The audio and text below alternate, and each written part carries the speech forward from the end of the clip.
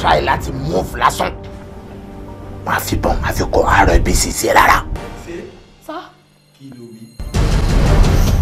Olaske, wetin dey happen now? Why dey panic? You no bẹ̀ lẹ́rù.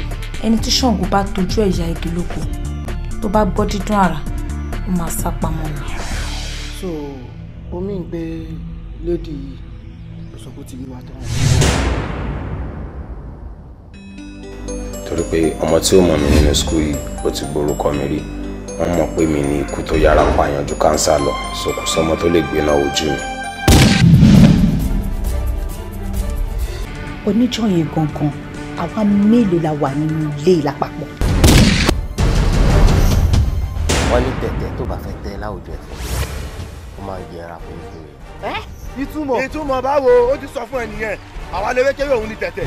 So what are the details? Bímbélé ní details. orúkọ tèmi ni Pablo Gambito.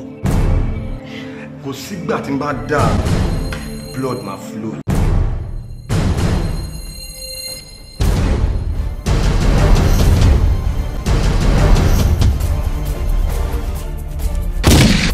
mo mọ bí tíṣẹ́ yẹn ti wá o mo dẹ̀ máa jẹ́ kọ́ mọ̀ pé mo ní mọ́kẹ́ lórí mo dẹ̀ wọ ṣùgbọ́n àgbà kọ́ máa kà náà ẹ̀gbọ́n mi ọ máa mọ̀. Now let me ask you this for the first and for the last time ṣé blood ẹ ló fẹ́ mú ni abara brotherhood. My blood.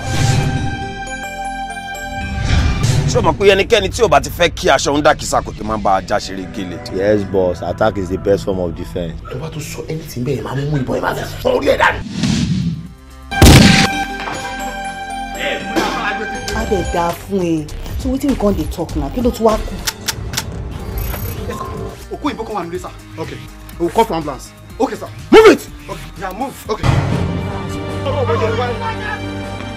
Get down! Get down! Get down! Get down!